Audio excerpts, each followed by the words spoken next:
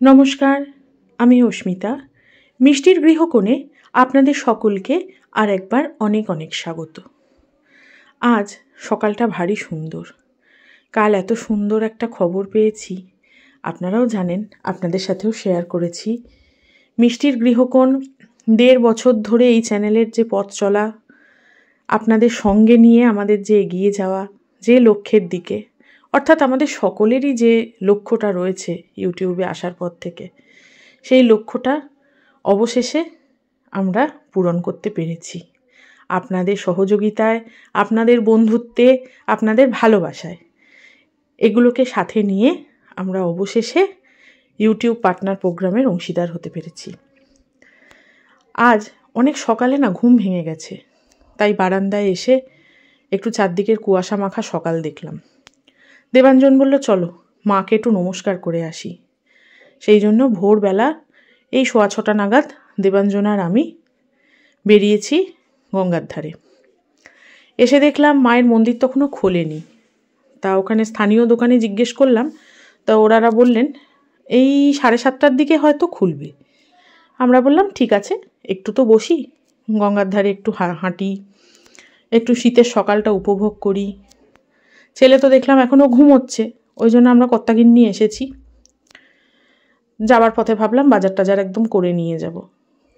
দেবাঞ্জন বলল, চলো নিচের ওই যে পার্ক মতন করা রয়েছে ওইখানে গিয়ে একটু বসি।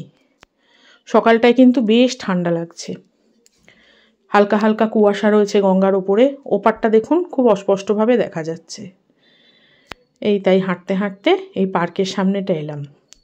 সামনেটা কি সুন্দর রেলিং করা রয়েছে, তো এখানটা বসে থাকতে ভারী ভালো লাগে নদীর দিকে চেয়ে। ওদিকটায় দেখলাম অনেকে জগিং করছেন, এক্সারসাইজ করছেন। ভোরবেলা তো, শীতের ভোরবেলাটা শরীরচর্চা করতে ভারী ভালো লাগে। গঙ্গার ধারে বসে বসে দুজনে ভাবছিলাম যে কিভাবে এই চ্যানেল শুরু হলো।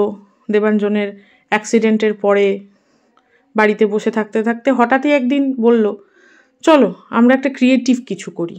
আমি বললাম কি করব? বললো চলো না একটা ফ্যামিলি ব্লগ চ্যানেল শুরু করি। কিছু এমনি আগের থেকে কোনো প্ল্যান ছিল না জানেন, তারপরে কিভাবে যেন চলতে চলতে চলতে চলতে হয়ে গেল। আজ আপনারা সবাই সঙ্গে আছেন, আপনাদের সকলের ভালোবাসা, সাহচর্য সব কিছুকে নিয়ে এগিয়ে চলেছি পায়ে পায়ে। এগুলোই বলা বলি করছিলাম আমি আর দেবাঞ্জন। মায়ের অক্লান্ত পরিশ্রম, সাথে আমারও কিছু কিছু পরিশ্রম, সব কিছুই আছে। দেবাঞ্জনের কিছু কিছু খুঁটিনাটি বিষয়ে মতামত, তারপরে আপনাদেরও কখনো কখনো কারুর মতামত, যেগুলো আমাদের ভীষণ কাজে লেগেছে, যেগুলো আমরা নিজেদেরকে অনেক সময় সংশোধন করতে পেরেছি। কোনো ভুল করলে আপনাদের মতামত নিয়ে সেগুলোকে ঠিক করেছি। এই সব ছোটোখাটো কথাগুলো বলছিলাম। নদীতে দেখলাম জোয়ার আসছে আস্তে আস্তে, সেই জন্য দেখলাম জল বাড়ছে, বেশ ভাল লাগছিল দেখতে। ওই দূরে দেখলাম যেখানে ওই যে দিক থেকে স্টিমারটা ছাড়ে, যে ঘাট থেকে, ডানলপ ঘাট, সেই স্টিমার ঘাটের ওদিকটায় দেখলাম কুয়াশার চোটে কিছু দেখাই যাচ্ছে না প্রায়। আর এত সকালে বোধহয় ফেরি চলাচল শুরুও হয়নি। দেবাঞ্জন বলল ফার্স্ট ফেরি মনে হয় 7:20 দিকে ছাড়ে। তা তখনও 7:20 বাজেনি। আমি বললাম তাহলে একটু হাঁটি ধার ধরে। ওই দূরে দেখতে পাচ্ছেন একটা বিন্দুর মতো একটা নৌকা, এত সকালে মাঝিরা বেরিয়েছে মাছ ধরতে। এদিকে গঙ্গায় যেহেতু জোয়ার ভাটা খেলে, সেই জন্য এখানে বেশ ভালো মাছ পাওয়া যায়। গঙ্গার পার্শে ট্যাংরা, আরও সমস্ত মাছ, আমি তো অত মাছের নাম জানি না, তবে পাওয়া যায়। গঙ্গার চিংড়ি টিংড়ি ভালো ভালো মাছই পাওয়া যায় এখানে। টাটকা মাছ ধরে বাজারে বিক্রি করা হয়। ওপারে তো হুগলির বাজারে বাঁশবেড়িয়া ত্রিবেণীর ওখানে খুব বড় মাছের বাজার আছে। আমাদের এদিকেও আসে কিছু। এই সব দেখতে দেখতে গঙ্গার ধার ধরে ধরে হাঁটছিলাম দুজনে। এমনিও তো দুজনের টাইম স্পেন্ড করা হয় না খুব একটা, তো এত ভালো একটা খবরের পরে ওই জন্য একটু হাঁটতে বেরিয়েছিলাম। এই রাস্তাটা ধরে হাঁটতে হাঁটতে পাশের যে একটা ঘাট আছে, বাঁধা ঘাট, ওই ঘাটটা অবধি চলে যাওয়া যায়। মানে এটা বলদেঘাটা থেকে আর বাঁধা ঘাট অবধি রাস্তাটা।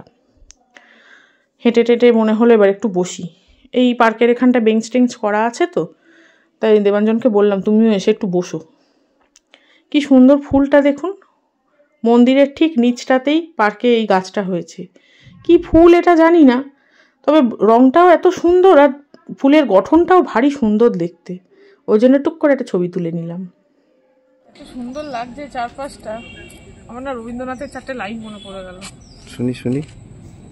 ঘাটে বসে আছি আনমনা, যেতেছে বহিয়া সুসময়, সে বাতাসে তরি ভাসাবো না, যাহা তোমা পানে নাহি বয়।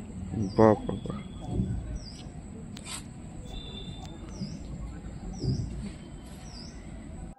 মন্দির এখনো খোলেনি দেখে দেবাঞ্জন বলল, চলো পাশে চায়ের দোকানে একটু চা খাই।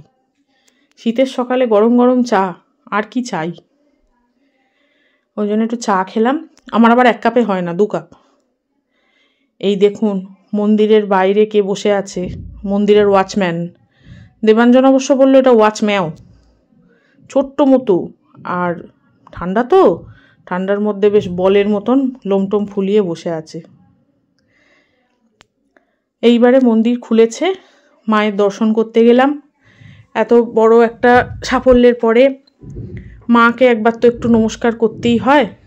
মা ছাড়া আর কে আছে বলুন, মাই তো সব। মায়ের দয়া ছাড়া, ঈশ্বরের দয়া না থাকলে কিছুই করা যায় না জীবনে। তাই একটু গেলাম মায়ের কাছে একটু নমস্কার করতে।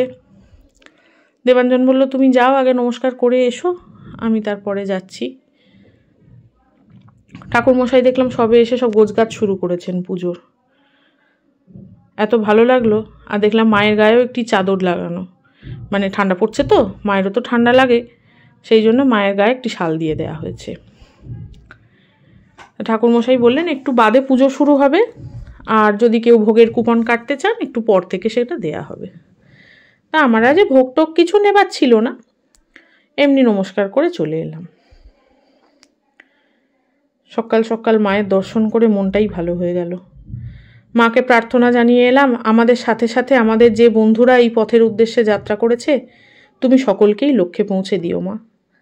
সকলেই তো কষ্ট করছে, সকলেই পরিশ্রম করছে, তুমি সকলকে দেখো, সকলের মঙ্গল করো, এইটাই শুধু চাইলাম।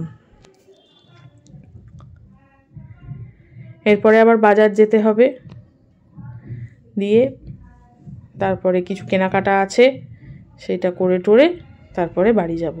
মা আবার কি রান্না করে দেখি, গাজর আনতে বলেছিল, গাজরের হালুয়া করবে মনে হয়। বলেছি ভালো খবর এলো, তুমি একটা ভালো মিষ্টিমুখ করাও। তো বললো তাহলে গাজর নিয়ে আয় আর একটু ক্ষীর নিয়ে আয়, গাজরের হালুয়া করব। এসেছি মাছ বাজারে, দেখি যদি ভালো পমফ্রেট মাছ পাই নিয়ে যাব। পমফ্রেট মাছ খেতে আমাদের বাড়িতে সকলেই খুব ভালোবাসে, সেই জন্য একটু পমফ্রেট মাছেরই খোঁজ করি। তাহলে আপনারা আমার মেয়ে জামাইয়ের কাছ থেকে সবই শুনেছেন, সবই জেনেছেন। কেমন লাগলো বলুন। আপনারা ছাড়া কিন্তু আমরা অসম্পূর্ণ একদম। এই চ্যানেলই কোনো চ্যানেল নয়, আপনারা ছাড়া এই চ্যানেল কি চ্যানেল বলুন। সুতরাং আমার এই সমস্ত কৃতিত্ব আমি অর্পণ করলাম আপনাদের কাছে। তো इस खुशी में मुंह मीठा हो जाए, चलिए देखिए हम क्या बनाते हैं। चलिए আজ বানাবো গাজরের হালুয়া। 500 গ্রাম গাজরকে ভালো করে একটু পিলার দিয়ে খোসাটা ছাড়িয়ে নিয়েছি। নিয়ে এবার একটা ওই আপনার গ্রেটারেতে ভালো মিহি করে গাজরগুলোকে গ্রেট করে নিতে হবে। দেখুন খুব সুন্দর করে যাতে মিহি হয় তার জন্য এই ছোটো মুখের গ্রেটার নিয়েছি। দেখুন কি সুন্দর মিহি হচ্ছে, দেখেছেন? এইরকম করে ওই পুরো 500 গাজরই গ্রেট করে নেবো। এই যে গ্রেট হয়ে গেছে। এইবার গ্যাসেতে কড়া চাপিয়ে 3 চামচ, বেশ বড় চামচে 3 চামচ ঘি দেবো। এই যে গাজরের হালুয়াটা করছি এটা কিন্তু খুব সহজ উপায়ে গাজর হালুয়া হচ্ছে, বুঝলেন? বেশি খুব একটা ঝামেলা নেই। দেখুন, আচ্ছা ঘিয়েতে একটু কাজু আর কিশমিশ একটু ভেজে নেব। আপনারা হয়তো ভাবছেন এতগুলো কিশমিশ দিচ্ছি কেন? কারণ আছে, এতগুলো কিশমিশ দিচ্ছি। এই যে ঘিয়ে ভাজা কিশমিশ, এ আবার আমার নাতি খেতে ভীষণ ভালোবাসে, ওই জন্য কিশমিশগুলো একটু বেশি করে দিলাম। আর দিলাম একটু কাজু, ভেজে তুলে নেব। অর্ধেক কিশমিশ নাতির জন্য রাখবো আর অর্ধেক এই গাজরের হালুয়াতে দেবো। ভালো করে ভেজে একটু তুলে নিচ্ছি। এইবার এই ঘিটাতে আস্তে আস্তে দেবো একটু ফোড়ন। বুঝতে পারছেন? একটু ফোড়ন দিতে হবে। 3-4টে এই ছোটো এলাচ ভালো করে একটু থেঁতো করে নিয়েছি, আর তার সঙ্গে 4-5টা লবঙ্গ একটু হামানদিস্তাতে থেঁতো করে ফোড়ন দিয়েছি, একটা তেজপাতা দিয়েছি। দিয়ে সুন্দর গন্ধ বেরোলে এবার ওই গ্রেট করা গাজরগুলো দিয়ে ভালো করে একটু নাড়াচাড়া করতে হবে। নাড়াচাড়াটা ততক্ষণ করব যতক্ষণ না একটা গাজরের কাঁচা কাঁচা গন্ধ আছে, তো সেই কাঁচা কাঁচা গন্ধটা চলে যতক্ষণ না যাবে ততক্ষণ নাড়ব। দরকারে একটু চাপা দিয়ে দেবো। চাপা দেওয়ার পর দেখুন হয়ে গেছে। এবার 1 চুটকি নুন দেবো। একটু মিষ্টি খাবারে না নুনটা ভালো লাগে। দিয়ে দেবো 1 বাটি চিনি। চিনি দিয়ে একটুখানি ভালো করে নেড়ে চেড়ে 1 বাটি দুধ দিয়ে গাজরটাকে সেদ্ধ হতে দেবো। গাজরটা কিন্তু একটু সেদ্ধ হবার দরকার, বুঝলেন? যদি বেশি ঘি দিয়ে নাড়ি তাহলে হয়তো অত দুধ দেওয়ার দরকার পড়ে না, কিন্তু বেশি ঘি খাওয়াটাও তো ঠিক না। ওই জন্য একটু দুধ দিয়ে গাজরটাকে মানে মজিয়ে সেদ্ধ করে নেব। গাজর দেখুন আস্তে আস্তে ফুটতে শুরু করবে। দেখছেন কীরকম ফুটছে। একটু মাঝে মাঝে শুধু নেড়ে চেড়ে দিতে হবে, কেন চিনি দেওয়া আছে তো, যেন লেগে না যায়। এরপরে দুধটা একটু সামান্য টেনে গেলে তখন দেখুন এই 1/2 বাটি মিল্ক পাউডার, 1/2 বাটি আমুল মিল্ক পাউডার আমি দিয়ে দিলাম। গুঁড়ো দুধ দেওয়ার সঙ্গে সঙ্গেই যেটুকুনি মানে রস আছে পুরো রসটা টেনে গিয়ে ব্যাপারটা একটা ঘন মানে ব্যাটারে পরিণত হবে, একটা থকথকে জিনিসে তৈরি হবে এবং ঠান্ডা হলে আরও টানবে। এই অবস্থাতেই ভাজা কাজু কিশমিশগুলো দিয়ে দেবো। দিয়ে ভালো করে এবার একটু নাড়লে চাড়লেই দেখুন প্যান থেকে প্রায় ছেড়ে ছেড়ে আসছে। এমত অবস্থায় করব কি, আস্তে আস্তে একটু নেড়ে চেড়ে ভালো করে এবার গ্যাসটা অফ করে দেবো। গ্যাসটা অফ করে একটু ঠান্ডা হতে দেবো। এই দেখ করেছি আজকে গাজরের হালুয়া করেছি। ও গাজরের হালুয়া করেছি, এই একটু খা। হ্যাঁ, আমাকে একটু বেশি করে, হ্যাঁ এডিটরকে একটু বেশি করে, এডিটরকে দেবো, হ্যাঁ আমার জামাইকে দেবো, সবাইকে দেবো, বাবাকে দেবে, সবাইকে দেবো। এই ছেলে তো বোধহয় খাবে না, না ছেলে খাবে না। তো বন্ধুরা আপনাদের জন্য করলাম গাজরের হালুয়া। তো আপনারাও প্লিজ আসুন, আসলে আপনাদেরও খাওয়াবো। আজকের ভিডিওটা তাহলে এখানেই শেষ করছি।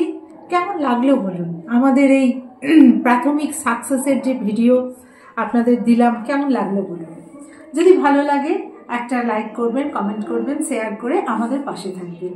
আপনারা সবাই ভালো থাকবেন, সুস্থ থাকবেন, আর আমাদের এইভাবেই আপনারা আরও উৎসাহিত করবেন আমরা যাতে এগিয়ে যেতে পারি। নমস্কার।